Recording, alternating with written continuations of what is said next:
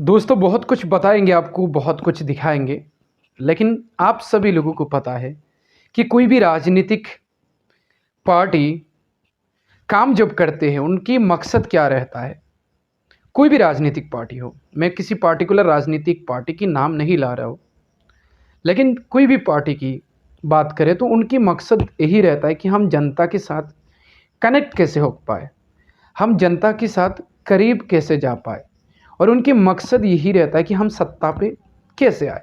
वो सबको पता है। तो आज ऐसे कुछ कहानी आपको बताएँगे कि आप सभी लोगों को पता है कि देश में जो जेन ज़ी प्रोटेस्ट हुआ है, यानी जंतर मंतर से लेकर भारत के कोने-कोने में जो भी प्रोटेस्ट हुआ है जेन ज़ी का, इससे राजनीतिक जो गल्ली है, वो थोड़ा चेंज हो चुका है। राजनीतिक माहौल जो है, वो पूरा बदल चुका है। आपको बताएँगे एक तरफ सरकार के लोग कैसे जेन ज़ी के साथ कनेक्ट होने की कोशिश कर रहे हैं और दूसरी तरफ खुद का फौजियत कैसे करा रहे और एक तरफ राहुल गांधी किस तरीके से जेन ज़ी के साथ कनेक्ट हो रहे हैं और दूसरी तरफ अरविंद केजरीवाल की कुछ भी कहानी आपको बताएंगे। वीडियो चलिए शुरू करते। सबसे पहले हम बात करते हैं अरविंद केजरीवाल की। यानी आप सभी लोगों को पता है कि जेन ज़ी प्रोटेस्ट जब हुआ था दिल्ली की ज़मीन में, तो अरविंद केजरीवाल 3 से लेकर 4 बार जेन ज़ी के साथ मिले हैं, गले मिलाए हैं, सारे चीज़ करे हैं, लेकिन एक शख्स जो राहुल गांधी, वो गए नहीं। और उस टाइम अचानक राहुल गांधी जिस दिन 20 तारीख बच्चों के ऊपर लाठी चलाया जाता है, उसके बाद प्रधानमंत्री की घर के सामने जाके प्रदर्शन किए और वो प्रधानमंत्री की घर तक पहुंच गए हैं। लेकिन वो बात अलग है कि उनको भी वहाँ से हटाया दिया गया है। लेकिन उससे कहाँ ना कहाँ वो बच्चों के साथ कनेक्ट हो पाए, क्योंकि बच्चों की जो थॉट है कि राहुल गांधी तो आए नहीं। वो अलग बात है, एक नेता जो है राहुल गांधी की आए थे, लेकिन राहुल गांधी मैदान पे नहीं आए। लेकिन उसके बाद प्रधानमंत्री की घर के सामने जो प्रदर्शन उन्होंने किए हैं, जो हंगामा उन्होंने खड़ा किए हैं, उसके बाद शिक्षा मंत्री की इस्तीफा हुआ है।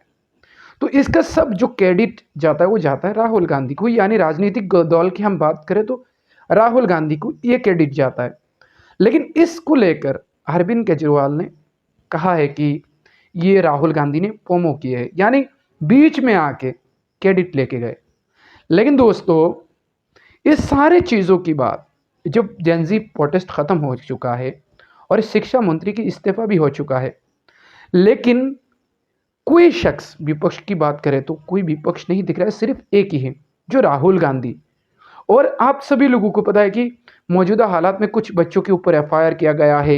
एक छोटी सी बच्ची जिसने प्रधानमंत्री जी को गाली दिया है, उनकी माँ के बारे में औसत शब्द के प्रयोग करे थे, लेकिन उस बच्ची के ऊपर जो अत्याचार हुआ है, उसके ऊपर एफआईआर हुआ है, उसने वीडियो बनाया, माफ़ी मांगा, ये सारी चीज़ हुआ है। लेकिन उस दौरान राहुल गांधी की जो आप बातचीत करने की तरीका देखेंगे, उनकी पॉलिटिकल जो चाल है वो कुछ अलग है, क्योंकि वो सबसे पहले शिक्षा मंत्री की इस्तीफा होने की बात किसके पीछे पड़े?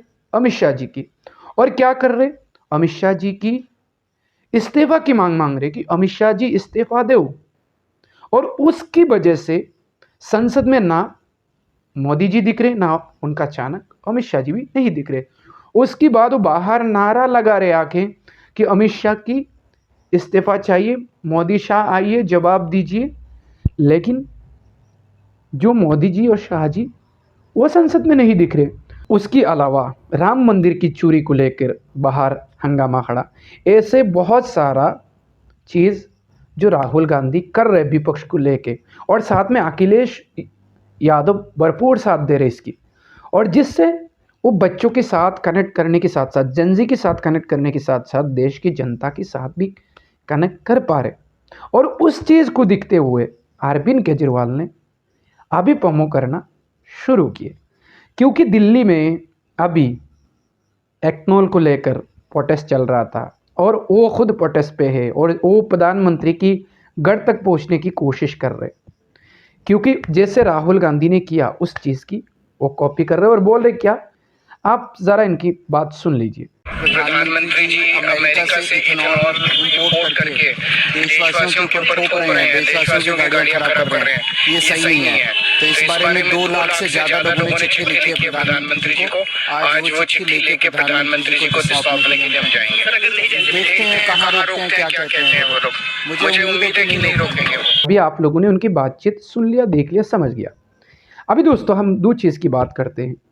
मैंने पहले भी बोला था कि सत्ता में आने के लिए लोग कुछ भी करते हैं, यानी जो भी राजनीतिक दल है वो सत्ता में आने के लिए सबसे पहले पब्लिक से कनेक्ट बनाते हैं, यानी जनता से कनेक्ट बनाते हैं और जनजी से, क्योंकि जनजी की वोट बहुत महत्वपूर्ण होता है। युवा जिसको वोट करते अगर उसका जीत ही होता है। तो इसकी वजह से आपको जो भी जंतर मंतर प्रोटेस्ट हुआ है उसका रिजल्ट आपको दिख लिया होगा, क्योंकि 2 उपचुनाव था। 2 नहीं कहने की बात हो तो 3, लेकिन 2 कांग्रेस की जीत हुआ है, यानी आप कह सकते हो एक हुआ है प्रशांत किशोर की और दूसरी हुआ है कांग्रेस की। मध्य प्रदेश की जीत हुआ है कांग्रेस की, और बिहार बागीपुर की जो चुनाव हुआ है जिसमें प्रशांत किशोर की जीत हुआ है वहाँ क्या था, कांग्रेस की कोई कैंडिडेट नहीं था। और इससे साफ साफ निर्देश किया जा रहा है कि देश की जनजी जो है वो बीजेपी से नाराज़ है, जिसकी वजह से उन्होंने वोट नहीं दिया और जिसकी वजह से प्रशांत किशोर की बड़ी जीत हुई है। यह बात है। उसके अलावा बदलाव आपको और भी दिखा है, क्योंकि जो मौजूदा हालात है आप लोगों को पता है। मैं कुछ चीज़ आपको दिखाऊंगा, लेकिन बात पहले इसमें कर लेते। मोदी जी की कहना है कि मैं बच्चों को माफ़ कर देता हूँ रील्स में आके, लेकिन इसमें भी विपक्ष की जिस तरीके से हमला अब राहुल गांधी की एक कार्यक्रम में, ये वीडियो सुनिए। राहुल गांधी क्या कह रहे हैं कि मोदी जी को किसने हक दिया बच्चों को माफ़ करने के लिए, उनको खुद माफ़ी बच्चों से मांगना चाहिए। आप इस वीडियो में थोड़ा गौर कीजिए राहुल गांधी क्या बोल रहे। We are going through a strange time in our country. Students are on the street in severe pain. They don't have work. They are asking for fairness in exams. They are asking for an education system that works. And on the other side, we have the Prime Minister who is forgiving them. Who he is to forgive them, I don't know. Where he gets the idea that he has the right to forgive the future of India, I don't know. But that's what he chooses to do. और इस कार्यक्रम में जो है अखिलेश यादव, वो है राहुल गांधी के साथ। और दोस्तों इसी से सरकार डरी हुई है, क्योंकि अभी सबसे बड़ी जो राज्य है वो है उत्तर प्रदेश, और जिसके चुनाव आने वाला है, जिसकी वजह से सरकार डरी हुई है। क्योंकि सबसे बड़ी बात यह है कि जो भी वहाँ यानी उत्तर प्रदेश की राजनीति होगा जिसमें गठबंधन लड़ेगा, यानी राहुल गांधी और अखिलेश यादव एक ही साथ मिलकर लड़ेंगे। क्योंकि आप लोगों को पता है गठबंधन की हालत क्या था। जैसे आप यहाँ देखेंगे वेस्ट बंगाल में यानी पश्चिम बंगाल में जो हुआ है, क्योंकि ममता बनर्जी एक तरफ थी पहले इलेक्शन की पहले, कांग्रेस दूसरी तरफ, दिल्ली में सेम हालत, कांग्रेस एक तरफ, आम आदमी दूसरी तरफ, उसके बाद गठबंधन टूटा, ये सारा चीज़ हुआ है। लेकिन यूपी की बात करें तो यूपी की इलेक्शन होने से पहले और उससे पहले भी तो थे वो, लेकिन अभी भी वो उनके साथ है, यानी गठबंधन के साथ है अखिलेश यादव मजबूती से। और सबसे बड़ी बात यह है, देखिए सरकार चाहते कहा कनेक्टिविटी बढ़ाने के लिए लोगों के साथ, जेनजी के साथ, जनता के साथ अपनी बात को बढ़ाने के लिए, अपने संपर्कों को बढ़ाने के लिए, लेकिन उनकी लोग ही उनकी फर्जियत करा रहे। अभी मोदी जी की जो रील्स में आके बोल रहे हैं कि हम बच्चों को माफ़ कर देते हैं, हम जेनजी की, यानी मोदी जी जो भी रील्स बना रहे सीधा फ्रेंड्स बोल के बातचीत कर रहे, वो चाह रहे कि जेनजी उनके साथ कनेक्ट हो। और उनकी लोग ही क्या बोल रहे, ये जेनजी जो है गद्दार है, देशद्रोही है, ये ऐसे शब्द की यूज़ कर रहे, जहाँ सरकार चाह रहे कि प्रधानमंत्री जी जेनजी के साथ अपना रिलेशन बनाए, लेकिन उनकी लोग ही उनका फर्जियत करा रहे। उसकी वजह से सरकार को बड़ी यानी बीजेपी को बड़ी नुकसान मध्य प्रदेश और बिहार के बाद अभी उत्तर प्रदेश में होने वाला है। और लोग उनसे नाराज़ है, किसकी वजह से, यही जेनजी प्रोटेस्ट की वजह से ये सारा खेल शुरू हुआ है। और अभी आप गौर कीजिए, जब प्रधानमंत्री चाह रहे खुद जेनजी से कनेक्ट बनाने के लिए, लेकिन उनके लोग क्या कर रहे हैं, उनको गद्दार कह रहे, कुछ भी कह रहे और जेनजी के ऊपर हर रोज़ कुछ ना कुछ बोल रहे।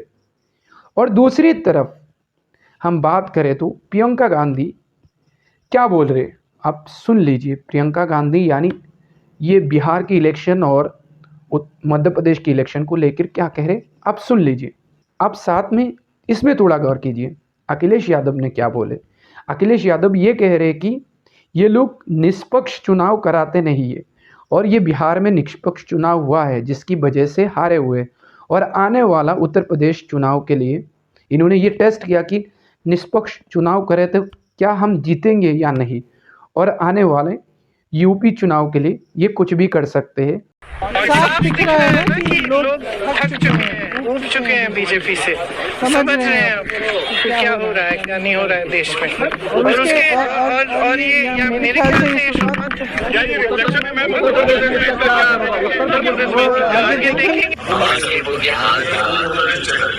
भारतीय जनता पार्टी के कार्यकर्ताओं को कुछ बाकी बचा ही नहीं।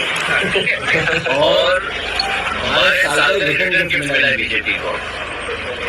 बीजेपी अगर कुंडलकी के अंदर चुनाव लड़ती या बंगाल के अंदर चुनाव लड़ती बीजेपी फोर्स लगा देती, और जैसे चुनाव लड़ते बीजेपी के लोग तो बीजेपी की हार नहीं होती।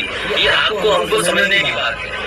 उन्होंने बिना पुलिस प्रशासन को लगा के, बिना बेईमानी किए, बिना ईमेल पे कोई डाला के देखना चाहते थे कि कितनी नाराजगी है।